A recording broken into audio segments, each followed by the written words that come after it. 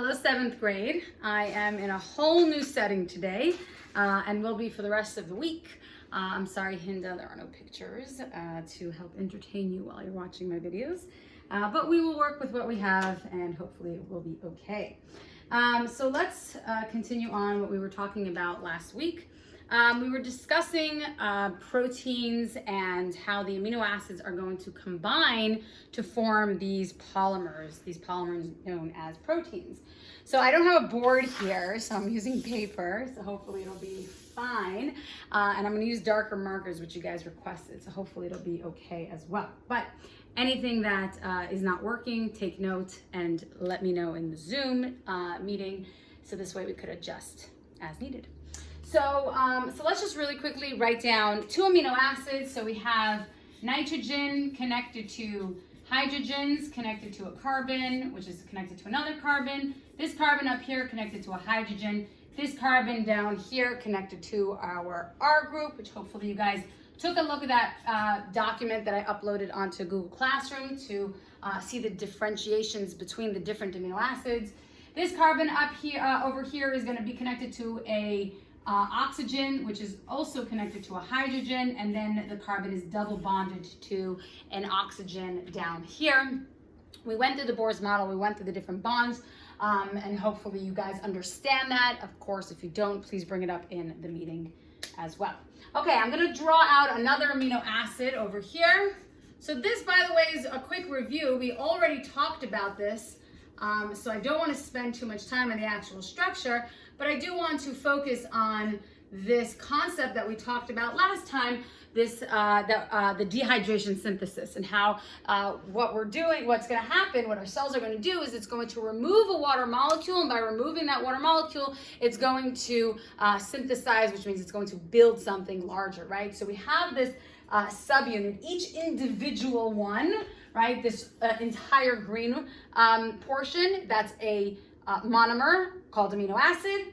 This entire blue portion is a monomer called amino acid, right? They're both amino acids. The only difference would be in this R group, right? But now we have these two different amino acids and we want them to connect, right? We want them to create proteins, right? We know we need proteins for various different things in our cells. Hopefully, as I'm speaking, you guys can remember what we need proteins for. We said that there are three very important functions that proteins are needed for. I'm not going to state them in the video, but I may ask you that in the assignment today.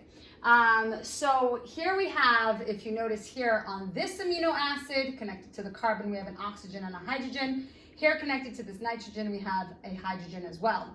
Well, what's going to happen in the cell is that this portion, let's see if I can use purple. This portion over here is going to be removed, right? This hydrogen is going to break off this bond from nitrogen. This oxygen is going to break off that bond from carbon. And what we end up with is an oxygen and two hydrogens, which is an H2O, right? Two hydrogens, one oxygen is H2O. That is the water being removed from those two monomers over here. And what ends up happening is that the carbon now has a free spot to bond with something else, right? Nitrogen now has a free spot to bind with something else. We talked about how each one of them are going to want different amounts of bonds. Carbon's going to want 4, nitrogen's going to want 3. Right now carbon has 3 because we have the 2 with a double bond here, the 1 here. Nitrogen has 2, it wants 3. So it's going to, and some of you actually noticed that in my drawings last week, what's going to end up happening is a bond is going to form between carbon and nitrogen. And this is going to continue on and on and on and on and on until eventually it ends up being this protein that the cell wanted to create, okay? Now, this is what happens when we're trying to build proteins, right? We build proteins for various different things. It's the workers of the cell. So let's say the cell needs an enzyme to, I don't know, create DNA, right? It needs to put together DNA. So it needs to do this, right? It's going to take the amino acids that we eat, and it's going to do this dehydration synthesis to remove the water to create new proteins, okay?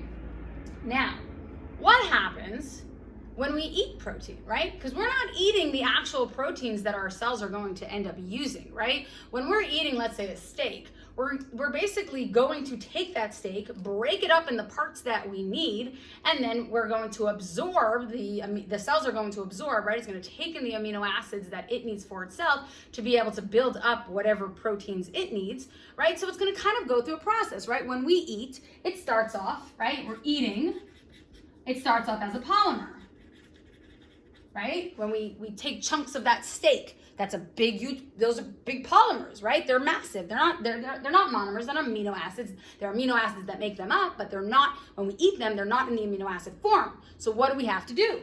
Then we have to digest, right? And we talked about last week how to digest something means to break it down, whereas to synthesize something means to build it up. So when we digest it, we break it down into monomers.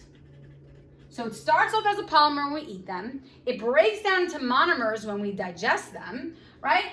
And then the cell is going to absorb them. So the cell will absorb the monomers. So the monomers go to the cells, okay? And then the cells are going to rebuild. They're going to build, not rebuild, but they're going to build or synthesize polymers, right? By doing dehydration synthesis. So the cells are going to get these monomers like we have up here. It's going to take them and it's going to build the polymers that it needs. Okay? So we've spoken about this part, right? The monomers in the cells building into polymers by this process called dehydration synthesis. But how do we get from the polymers into the monomers? Right? When we're eating these polymers. So how are we going from these proteins into the amino acids? So there's actually this counter process, right? We have dehydration synthesis that's going to build up these proteins. By the way, don't confuse where it says dehydration synthesis, right? Because you're thinking dehydration, there's like a removal of something, and so you're thinking of breaking apart, right? And I've had students in the many years that I've been teaching this say it sounds like when we talk about dehydration, something's breaking apart. No, the word synthesis means to build, right? It means to make something, like photosynthesis, right? We are well, not us, but the plants are making sugars, right? So they're building something, they're making something, they're constructing something. So it's very important to understand that there are different processes, and dehydration synthesis is the process of building by the removal of something, right? By the removal of water. So how is the cell, right? How is our bodies really before it gets to the cell, right? We talked about, remember when we discussed glucose, when we were talking about how glucose comes into our cells, right? We eat sugar and it's going to get digested, and now we have glucose in the blood, right? And then it has to get into our cells, and we need insulin for that to happen, right? But we talked about these glucose is really small. It's also a monomer, right? The cells are microscopic. They're tiny.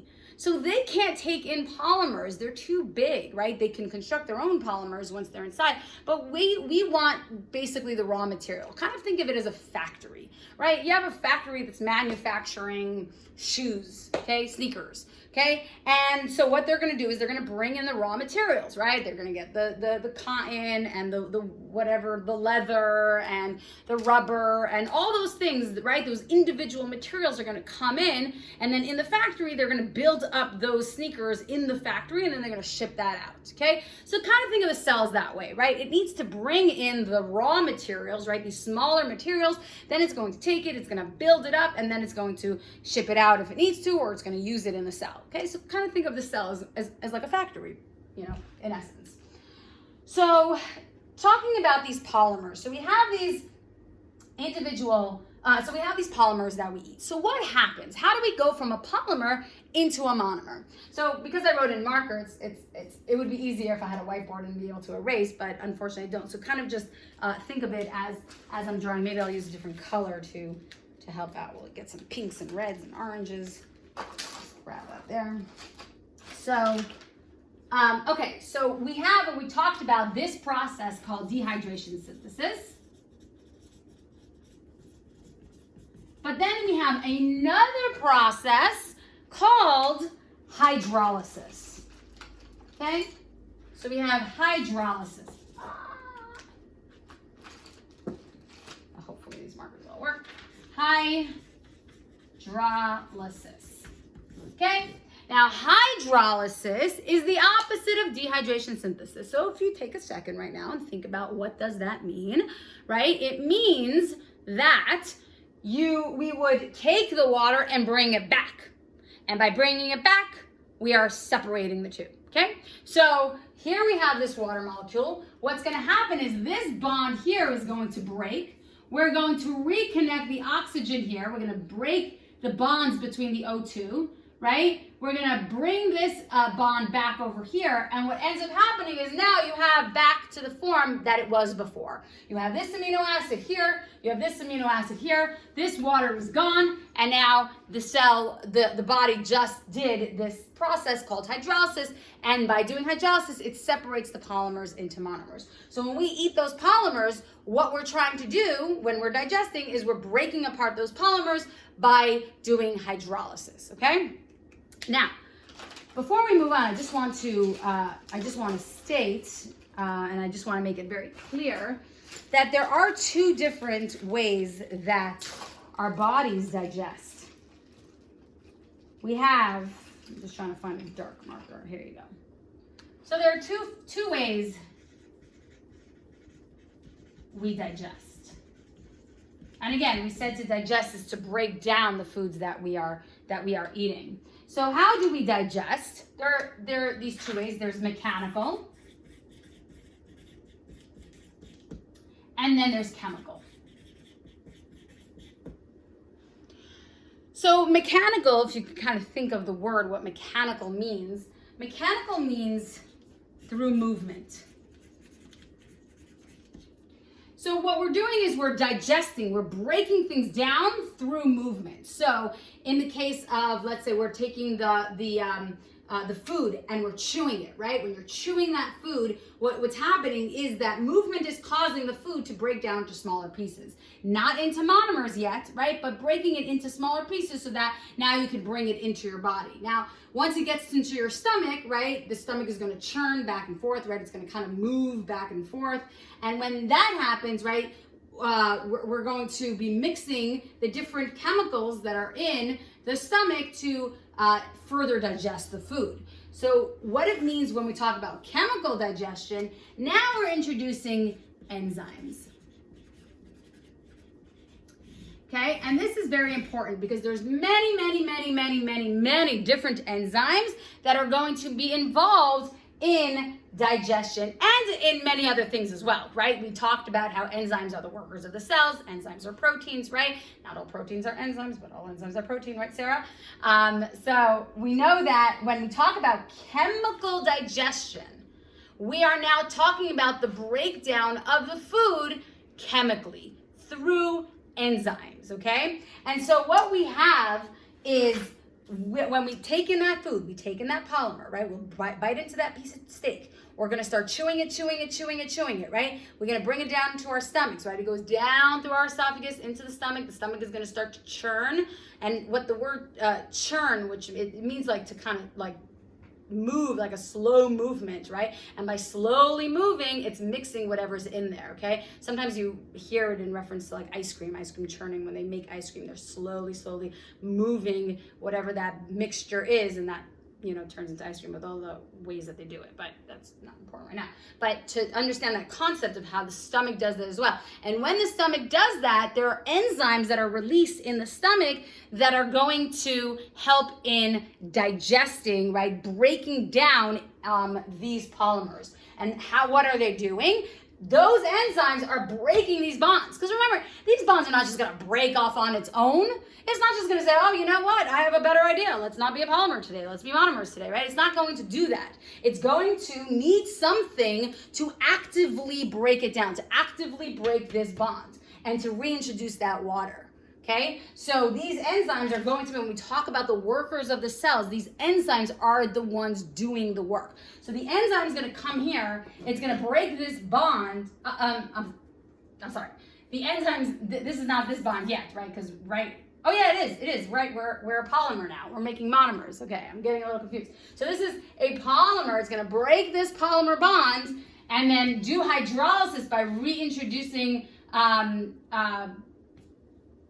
Right, by reintroducing the water, right, the H2O, and that's where now it's going to turn into our amino acids. The amino acids is going to go into the intestines. The intestines are going to absorb those amino acids into the bloodstream, and the bloodstream is going to circulate it through your body into whichever cells need them, okay? And that's how our bodies basically get the nutrients from the foods that we eat, right? It's going to happen with carbohydrates. It's going to happen with lipids. It's going to, right? We talked about glucose, how that happens with glucose.